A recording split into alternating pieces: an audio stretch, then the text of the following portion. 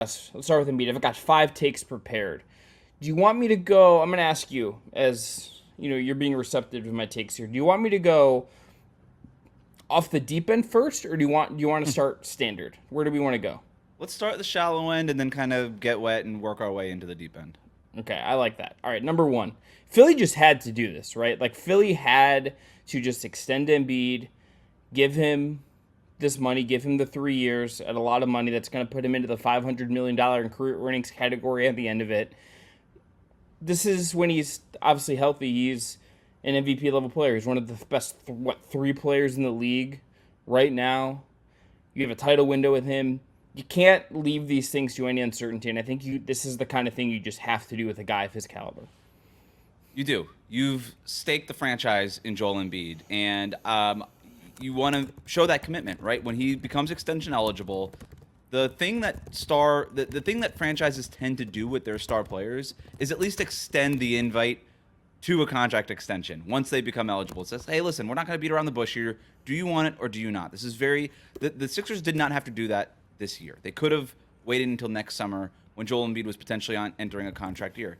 But like I said, standard practice among front offices with star players, if you want it now, we could sign it now. We could just take care of this business. You don't have to worry about it. I remember when I was covering the Warriors, they did this with Steph Curry when it was a year before he really had to sign the extension going into that contract year. And he said, you know what? I don't even want to do it right now. Let's just wait until next summer. And the Warriors were like, great, cool. Just let you know, it's here if you want it. And he was like, great, cool. And then he just played out the season and signed it the next summer. It could go the other way, right? And Joel Embiid said, thanks, I'll sign it right now. Bam Adebayo this year said, I could wait until next summer. Don't worry about it. I'm just going to sign it now. Done deal. Maybe there could have been financial incentives to wait or whatever, but some stars decide, just give me the money. I'm good. Give me the long-term security. So I think I saw a lot of takes online like, why would they do this? This is going to age so poorly and all these things. And some of that is true, but none of this is special. This is very standard practice with front offices and their franchise superstars. And I'll never forget. I can't remember where I heard it, but it's a saying that's around. It's if you can't choose your superstars in the NBA. You can't choose your superstars. Does Joel Embiid come with some warts with health, availability, playoff shortcomings? Absolutely. Is he one of the best 5 players in the league when he's on the court? No doubt about it. That's the superstar you have, and you do with it what you can. And what the Sixers have done is find a guy like Tyrese Maxey, who's an ideal co-star. Go out, create max cap space, use that cap space on Paul George, who is an ideal co-star. Go get the coach that you want in Nick Nurse. Build as much of the foundation as you can and just go for it. Nothing in this league is guaranteed. None of this means that they're guaranteed a championship, but they're giving themselves a decent chance. And the reason why this window is open is because of Joel Embiid. It's not because of Paul George. It's not because of Tyrese Maxey. It's not because of Nick Nurse. Joel Embiid is the straw that stirs that drink. This is what you do with your franchise superstar. Joel Embiid picked up the extension, and good for him. Great. Number 2.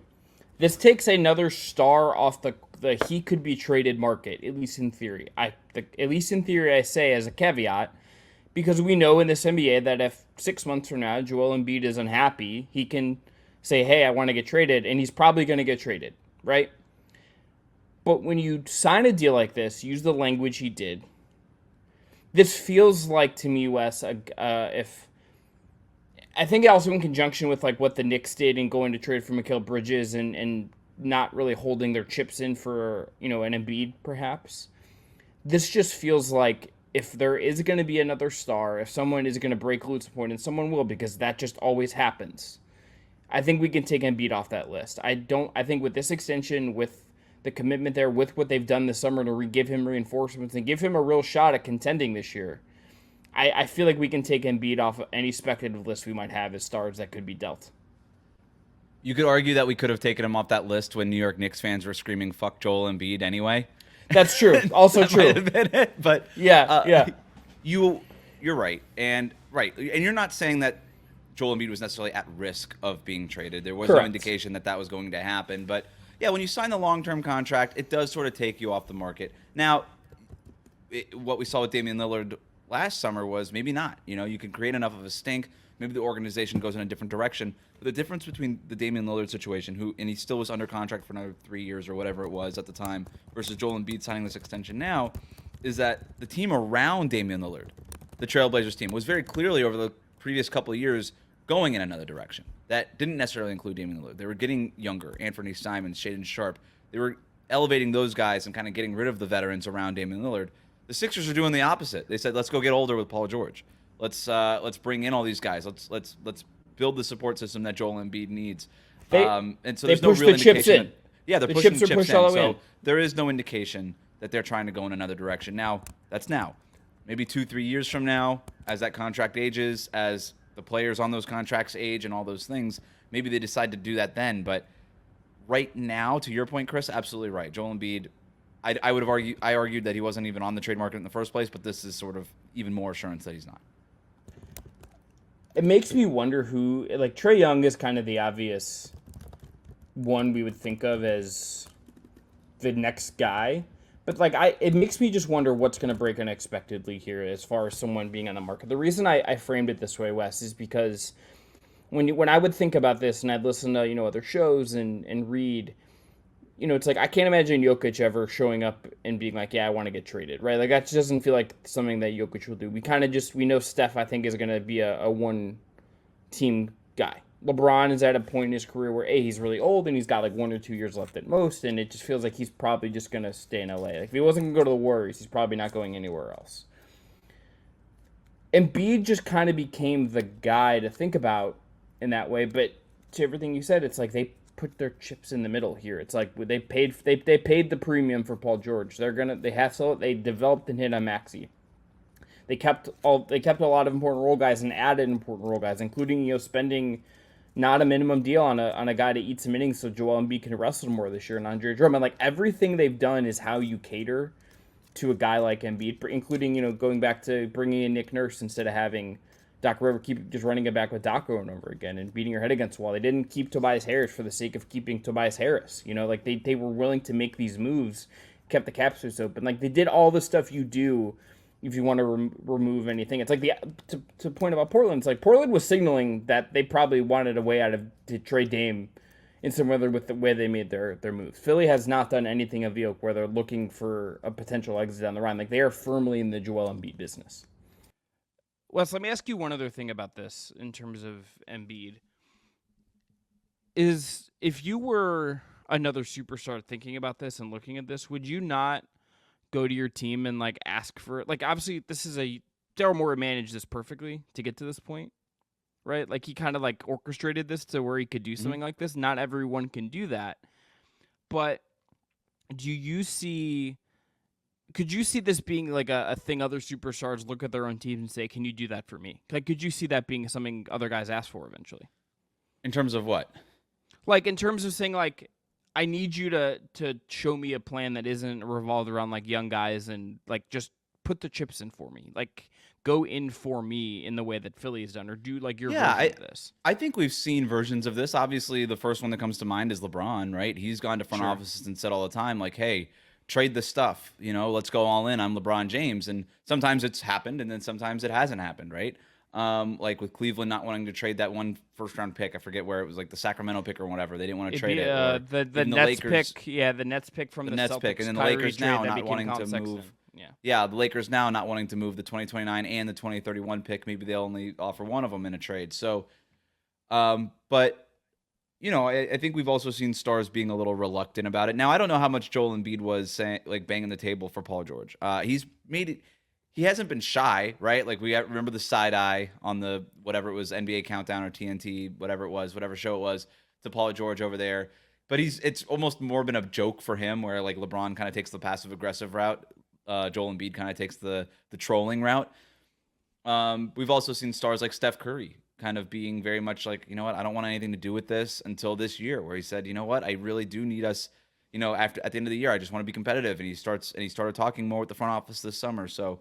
Yeah, I don't think it necessarily is Joel Embiid. What I will say is, I think we're seeing something right now in Houston where I think front offices are being more careful about the way that they sign their star players, their cornerstone pieces at least. Maybe it's a better term for this. Their cornerstone pieces, they're being more careful when they sign those players to extensions in order to maximize the amount of financial flexibility to add to those star pieces, right? The Rockets, according to the reporting, don't want to extend Jalen Green or Alperen Sengun right now. They're going to wait until next summer and just let them enter restricted free agency and just sort of try it out then. There's some risk, obviously, that comes with that. But if you're saying, like, we're going to match anything, it doesn't matter, then maybe there isn't that much risk with that. But it also adds some financial flexibility next summer for them to potentially add to those guys. We saw Jalen Brunson this year go, I'll take a pay cut with the Yeah. Knicks in order to facilitate some roster improvements. So I think star players are always going to have the ability to influence their front offices, influence the teams. And by the way, they absolutely should. They're the star player. Everything's Yes. built around them. They absolutely should have that autonomy, or not autonomy necessarily, but that ability to go to the front office and work hand in hand with them. Joel Embiid clearly did that, and now he's being rewarded with the extension. All right, next one.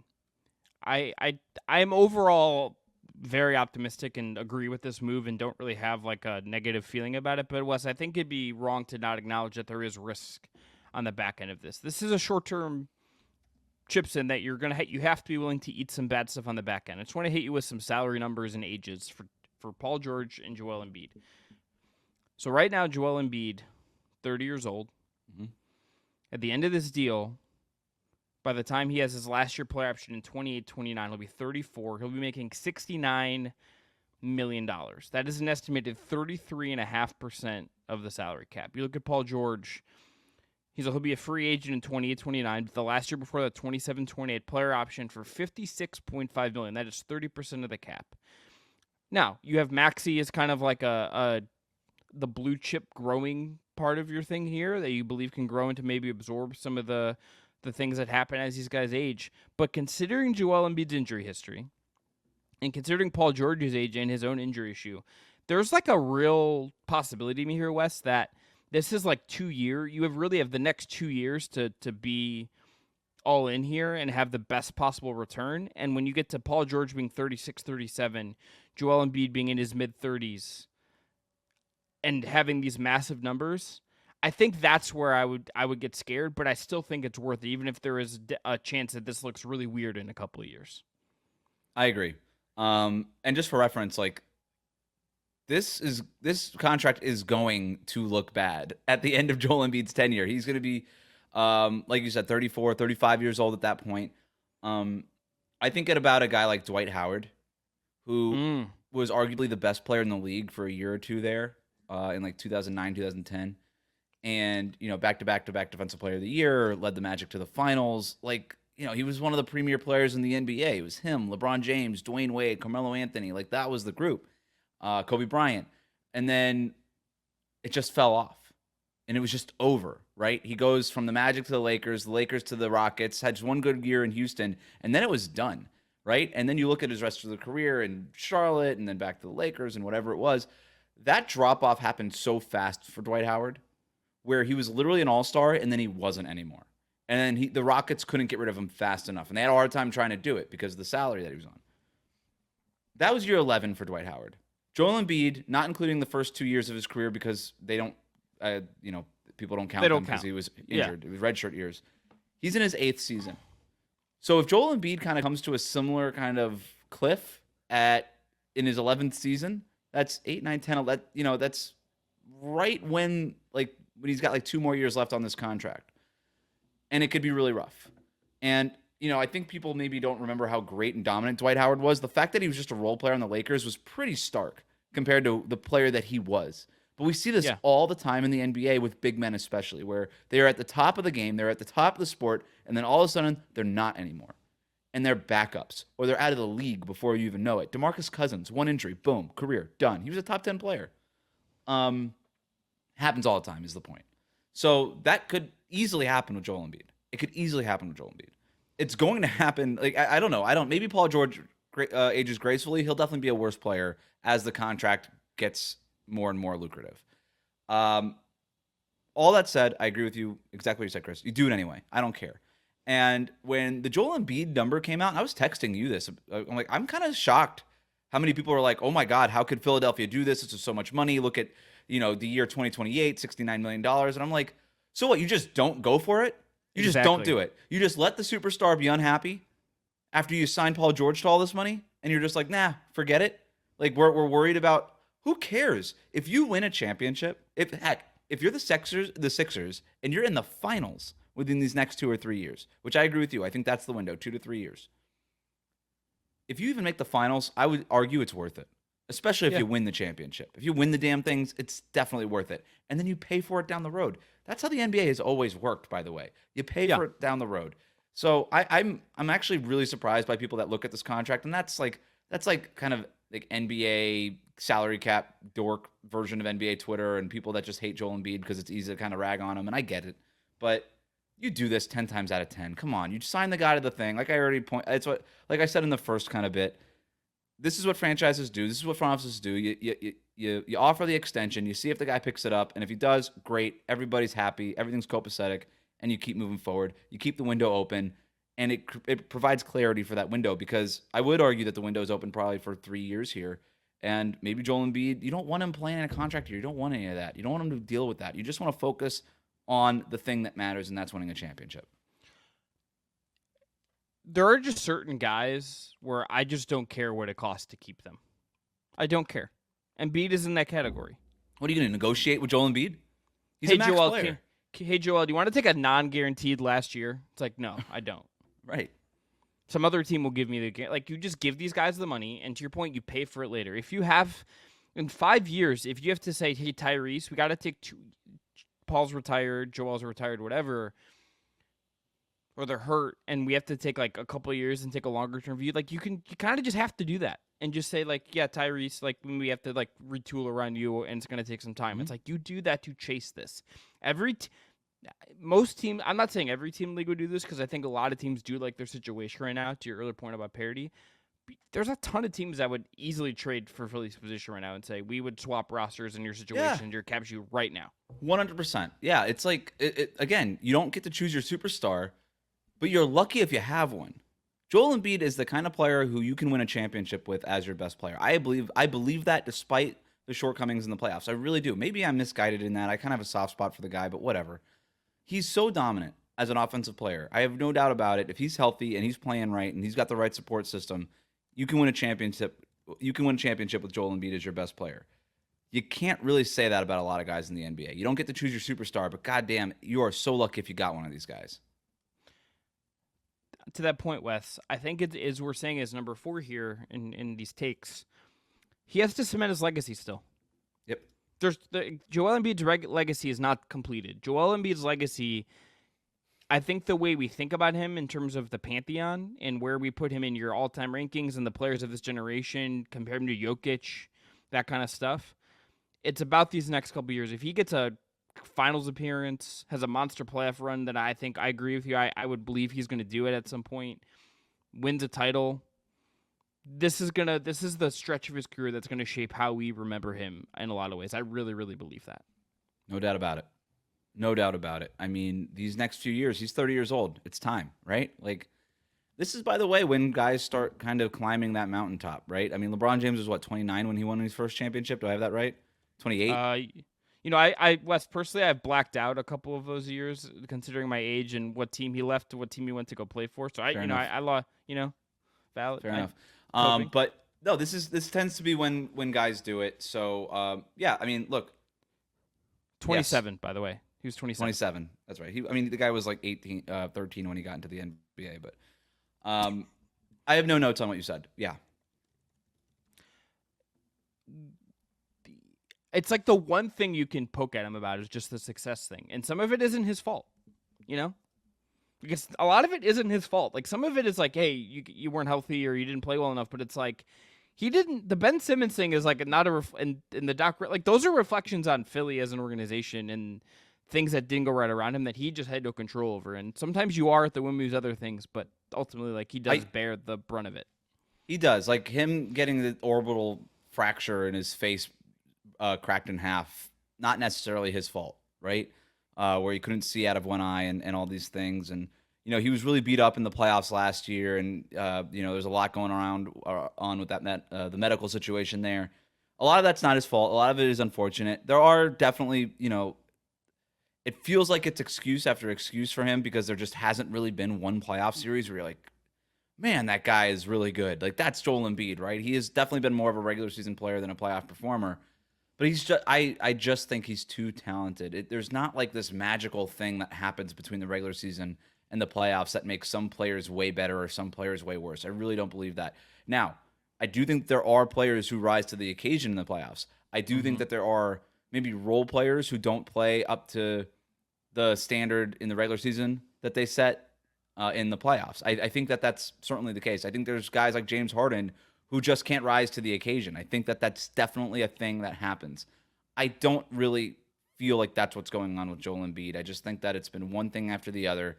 He does need to have a dominant playoff performance. I just think it's a matter of him being more due than not. But again, like if you want to argue the other side of that, and you're not, but I think like just generally people will, like, oh, he's a bum and he can't perform in the playoffs. So you want to argue that? I have no case against that, right? Because statistically, you are 100% correct. He hasn't done squat in the playoffs, never made the Eastern Conference Finals, all these things. He hasn't done it. So if you want to make that argument, you have a way stronger argument than I do. I just think I see this guy play in the regular season, and I can't help but think if he's healthy in the playoffs, he absolutely can do this in the playoffs. I just need to see him healthy. And the other part too, Ben Simmons, the Jimmy Butler situation, going through star after star, coach after coach, all these different things. It hasn't been the easiest environment around Joel Embiid. Now you can argue that a star player should drag a team out of that.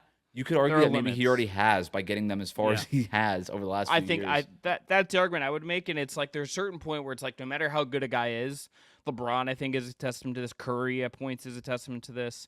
It's like there's just certain things that as good as a guy is, they can't solve these other problems. Like they're in this NBA in particular, with how much talent there is, it's just there's a limit to how much you can do on your own. Exactly. I mean, even Nikola Jokic, who we all agree is the better career player than Joel Embiid, when Jamal Murray was hurt, when KCP was hurt, or not even on the team or whatever, that guy wasn't a playoff performer, right? And then all of a sudden he gets a healthy team around him and he's healthy and they win the damn thing, right? They win the 2023 championship. So it goes either way. Nobody can compare to Steph because he had the perfect environment around him, and LeBron James is one of one. But yeah, you need the team around you. So the point is, everything has sort of led us to this moment. This is Joel Embiid. This is Paul George. This is Tyrese Maxey. You got the coach. You got the infrastructure. Everybody's under contract. Like all the drama, all of it is gone. There is nothing that won't be self-inflicted. Like the James Harden thing is over. Like it's all gone. This is it. This is what you worked so hard for. You're here now. You got it. Now it's time to go get to the finals. Last take. The process was worth it for all like this. I'm not going to sit here and tell you the process is perfect. I pulled up a run through of all their draft picks. You can go look at the draft history in the process era, and there's just a lot of duds. There's a lot of misses. Like, what were you doing taking Jahlil Okafor? Simmons ultimately, I think, we should look at it as a miss. The bungling of the Fultz pick. All of that stuff does not mean that this is like this is A+.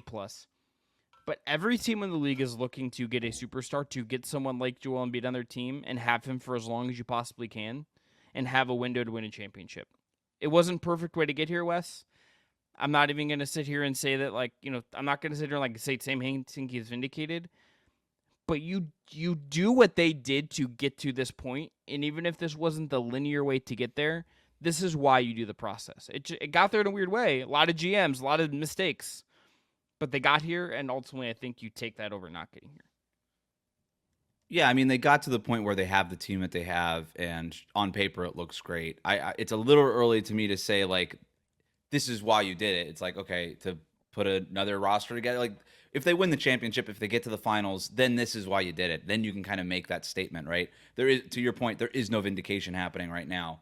But it's sort of what I said before. Like, there was a lot of processing, right? Like there was a lot of, even after taking Joel Embiid, a lot of processing still to try to get multiple Joel Embiids, right? They wanted multiple stars in the process, and they obviously never got that. They ended up with the 20th pick, maybe their best draft pick outside of Joel Embiid, and getting Tyrese Maxey years after Sam Hinkie was ousted by the organization.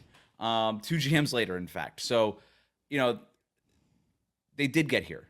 They finally got here. Joel Embiid coming off of that Olympic gold medal run. I know he was sort of hated on during that, and he was an easy punching bag during that thing, but he was a part of the team, and he has a gold medal now. Paul George, he's under contract, has another 2 or 3 really good years left, probably. Tyrese Maxey is ascending into all-star status. You got the coach. Everybody's under contract. Now it's go time. There's no drama. Because the other thing about the process is, could you have done the process without the drama? I don't know. Maybe doing that process as extreme as they did it, you were just inviting the drama. Like the drama was always going to seep into the process no matter what you did. But it just felt like there was a lot of drama all the time with that organization that was very distracting. Um, between the burner accounts and the Ben Simmons and James Harden and all these things. Now you're past all of that, right? It's a kind of a clean slate.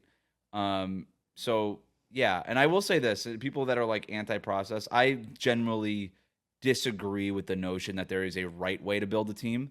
Because when you say that there's a right way to build a team, that insinuates that there's a wrong way to build a team. And I don't think there is any wrong way to build a team. You want to do it through the draft. You want to do it through free agency. You want to do it through trades. You want to do it by being a big market like the Lakers and just attracting stars. Whatever way you want to do, you want to do it by trading away your good players and being awful and hoarding draft picks, and somehow NBA Twitter just like makes you a hero, Sam Hinkie. Oh no, I'm sorry, Sam Presti. Like, it's there's no wrong way to do it. There's no right way to do it, right? And I know Zach Lowe talks about this a lot. Like maybe if you are trying to sign your guy to a max, like the super max extension, and you drafted him, maybe you should get like some sort of like discount against the cap on that. And I firmly disagree with that, because then you're basically admitting as the NBA, and that idea has been out there. I'm like, I disagree with it, because then you're basically saying as the NBA office, no, the right way to build the team is through the draft. And I don't think it is. I think there is no right way to build a team. You just build it however you can. You do whatever you can. How the sausage is made is up to you. At the end of the day, all the fans want is a damn good sausage. I think there are a couple of wrong ways to do it. When I look at, like, there's some teams out there that I think you would not want to emulate their process. I look at the Bulls. Oh yeah, no, I should be clear. There's no wrong way to build a good team, as long as you get good is the only thing that matters, right? Yeah. Don't be the Pistons, don't be the yes. Bulls. That's the wrong way to manage a team, right? Yeah, there should be like someone should be making. There's someone in front offices that is making decks, and it's like, this is everything the Bulls did the last 5 years. Let's not do, if anything like resembles us trading for Nikola Vucevic or like whatever. It's like, don't do this, you know? Yeah, maybe do like maybe at like the annual governors meeting or whatever it is that the NBA does, where everybody can go around the table and be like, look, the Bulls, they keep screwing this up. They actually should pay us for being in the same league as them. Like, they should pay us. And that's maybe where the tax breaks come in, is for like the bad teams that don't know how to be ran, they actually have to pay the other teams for embarrassing them. Yeah, whatever team has like the worst merchandise sales gets like a small cut of the Bulls if they're well run, because the Bulls are probably selling pretty decently because of the brand and all that. All right.